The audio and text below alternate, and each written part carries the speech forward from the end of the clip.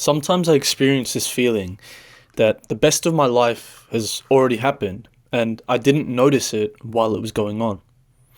And it's not as if anything specific I could pick at or choose was much better, but instead just the fact that there was a stretch, somewhere back in high school likely, where things felt a lot more alive than they do now, today, yesterday, tomorrow.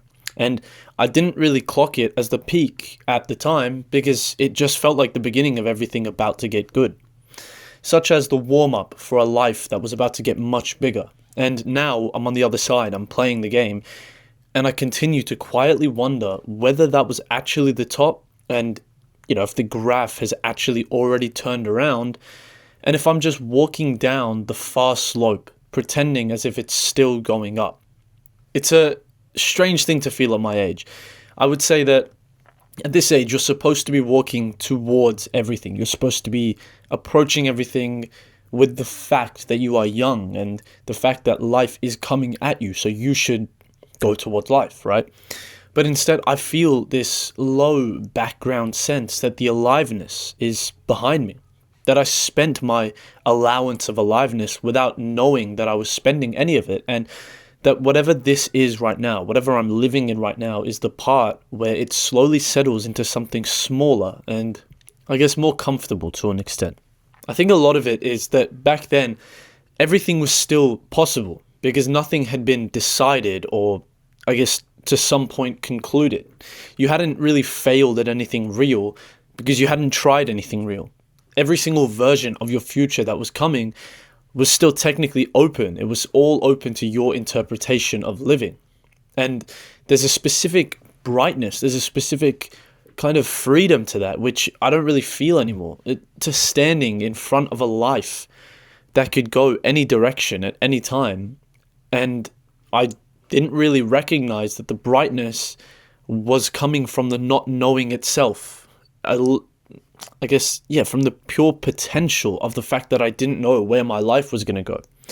But then the potential starts to close, therefore the brightness that follows the potential starts to go with it, which is what I'm feeling now. And that is the part that I continue to circle back upon. Maybe I didn't peak. Maybe, obviously I didn't peak, right? I'm young. I'm still very, very young. I've got plenty of life ahead of me. But maybe what I'm mourning, like genuinely actually feeling and mourning about, isn't a better time, but instead is a time when I hadn't learned yet what I could and couldn't do and what I was limited to. When the gap between who I was as a person and who I may become in the future was still wide enough to live inside, yet, I guess even still wide enough for me to exist without having to force myself to follow this passage or that passage. There was multiple alleyways that I could follow, and now it feels as if I've gone down the wrong one, but it's a one-way road I cannot turn down. I cannot go backwards. I can't just do a U-turn and change the alley, right? And I think a philosopher that I link this to often, at least I feel as if he spoke about this quite well, was Kierkegaard. Because Kierkegaard had this line about how life can only be understood backwards, but it has to be lived forwards. And I think that is the whole trick about life. That is the whole thing. That is what makes the past look like the peak. Because if you can't see the mountain ahead of you, and you're currently standing on the highest point of the mountain, when you turn around, looking back, everything else is lower, who is to blame when you think you are at the peak of the mountain? That what you are up to is finished. It's legible. You can see the shape of the mountain. You can see the shape of your life. And you recognize the fact that the good moments are the peak. You are currently standing, or at least you see behind you what were the good moments, because that is the peak of the mountain. If you cannot see the mountain ahead of you, how are you to know what good moments are coming? What more peaks are coming? And it's strange, right? Because it feels as if you've edited your life when you look back. Everything looks golden. Everything looks like it was the peak because you're only remembering the good bits. Of course, there's the traumatic moments, there's the bad parts, there's the melancholy. But when you think about the life behind you, all you think about is the positive. All you think about is how, wow, this was so fun. I can't wait to do it again, but maybe I won't ever get to do it again. Oh my God, high school, incredible. Primary school, man, I felt so free playing with my friends every single day, blah, blah, blah.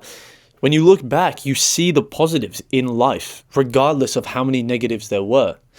And The issue with that is that the present is just a shapeless, ongoing mess, a strung together mess of days and weekends and weeks and months and shifts and everything. And you are standing in the middle of this spaghetti mess, and you cannot see the shape of it because you are inside it. And you never will be able to see the shape of what you're currently standing inside of, or at least not while it is happening. Maybe eventually you'll be able to look back and say, wow, this must have been the peak of my life. So in my opinion, the comparison between now and your previous existence, the ephemeral life that you used to live, was never a fair comparison. You're holding a highlight reel of your past life against the raw and the unedited footage, the live footage of the life you are living in now. Adolescence looks like the peak because you've forgotten how much of it was also just waiting to feel something. How much of it was being bored sitting in class, being punished by teachers. How much of it was feeling exactly the same as you are feeling right now. The same feeling of hoping that something better will come, but thinking that everything good has already passed. So I think the key is to not fully believe in the feeling. I think that's the honest bit that you need to recognize. I think the whole point is that some days I do fully believe it. Some days I don't. Some days I can see it for what it actually is, which in my opinion is just a trick of perspective. The past is simply dressing itself up because it's safely over. You can alter as much as you want about the past because it's gone. I could lie to you right now and say the past 5 years I've been living in Mongolia as a monk and I've been fighting lions every single day. And if I convince myself of that lie and I convince enough people of that lie, my life now will seem like it's utter shit. And obviously that's an extreme example, but that is the extent to which I'm explaining you can alter and edit and make a highlight reel of your previous life for. It's, how do I put this, right? It's as if the sense of aliveness in your life has a window, but the window is only behind you. You cannot see forwards through the window. You can only see behind you. Imagine you're sitting on a train. There's a big window right here, and the train is going this way, but you're sitting right here, so you can only see what has just passed you. You cannot see into the future. And when you see what's only behind you, you just see this waterfall pass, this beautiful waterfall go by, and you're like, wow, I can't believe I missed that for so long, and then now it's gone because the train's going the other way.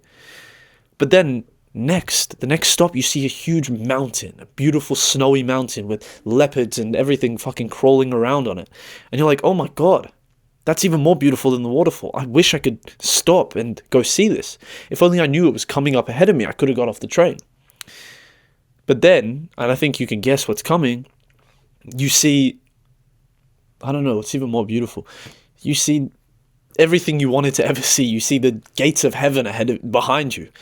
And you're like, oh my God, I can't believe I was almost willing to sacrifice this for a stupid waterfall. That is, in my opinion, how, sorry for the tangent, but that is, in my opinion, how life works in some ways, right? Because you never know how much of what you are actively seeing is true and how much of it is what it just feels like to be a person who has started to understand that your time only moves one way. So maybe the thing that you are calling the peak, or I'm calling the peak, was just the last time I wasn't measuring my life. Maybe it was the last time I was in my life instead of watching the life, scoring it and comparing it to some other version of myself. Children do not think about whether or not they've peaked. A kid in primary school does not say, damn, I'm so free in primary school today. Wow, I get to draw whatever I want. My life must be at the greatest point it ever is. No, they say to themselves, when I grow up, I'm going to use all my adult money and I'm going to buy as many chocolate and cookies and pens and pencils and drawing things and whatever. And they expect that to be their peak because children have that creativity running loose of what they want their life to be.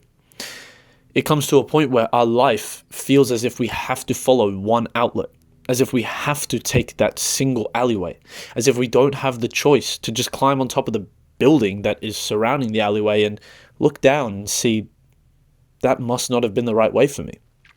The lack of creativity is what makes life feel like a one-way road, because time remains one way, but your life and the way you treat it does not need to be a single existence.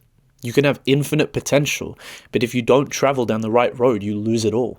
If you fall off a cliff, you lose all that potential. Again, extreme, but it's the only way for me to present the truth. Just know that I don't have the resolution. This video didn't even solve anything for you. All it did is make the fact aware. All I know is that I catch myself treating my own life like it's already happened, as if I can only drive forwards while looking in the rearview mirror, if that makes sense. It's as if I'm looking back on my life from somewhere further down, and the looking back itself is the very thing that makes everything feel finished. It makes everything feel resolute. So maybe nothing yet has peaked. Maybe my life, no, I'm certain of it. My life is better to come. But maybe now I simply stopped being present enough to feel the aliveness and the true existence that is still here, and just mistook my own absence for the end of something. And I think that might be closer to the truth. It's just I'm not always able to believe it. So now that you're aware of this, try to believe that fact. Thank you.